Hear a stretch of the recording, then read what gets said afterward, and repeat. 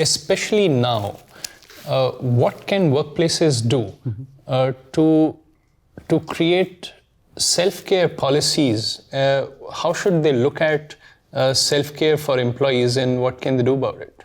Right. So, first of all, just a little context, this idea of self-care. What we have to understand is that workplaces, just like society outside, it's a community. You get together as a group. So, is that always think of ways in which you can strengthen the community and not just the individual. Yeah. So, self-care typically translates as mindfulness, yoga, well-being apps that have become very, very popular now with employers. But even before that, these are just tools. These are just sort of the bells and whistles, and you have a lot to choose from in the marketplace. But even before that, I think 2 or 3 basics. Please pay people on time.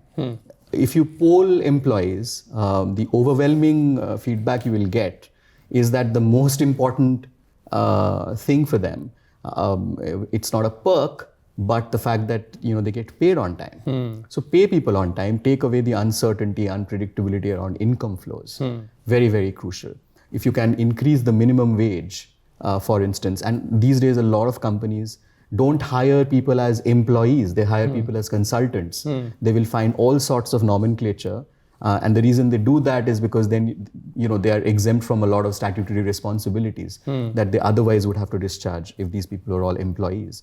So if you want to do that, please make sure that none of these consultants feel as if they are not getting the respect, the dignity that an employee would get. So one is around pay predictability, fair wage policies. The second thing is time. No matter how many tools and apps you offer your employees, if they don't have the time to use them, or if they have to feel apologetic about taking time for themselves, then this is useless. The third thing, which does not get talked about too much, and I'm actually quite concerned about this, is that with the whole world moving towards technology as the sort of conduit for self-care, most companies and individuals, they don't even stop and ask themselves, what is it that they're using? When they're using an app, do they read the privacy policy? Do they understand what kind of data might be collected and shared back with the employer?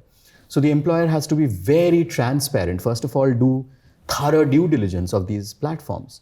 And for tech companies, it's not that difficult to understand, the technology that is used to build these apps, where the data is being stored, who is it being shared with, and things like that. So do a thorough investigation. And then, I would say just rewrite that policy in layperson's language so that your employees can understand it and share that with your employees.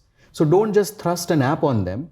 Before you do all of that, do your investigation and say, hey, we're planning to engage this provider, and here is their privacy policy. Have a look. If you have any concerns, come to us.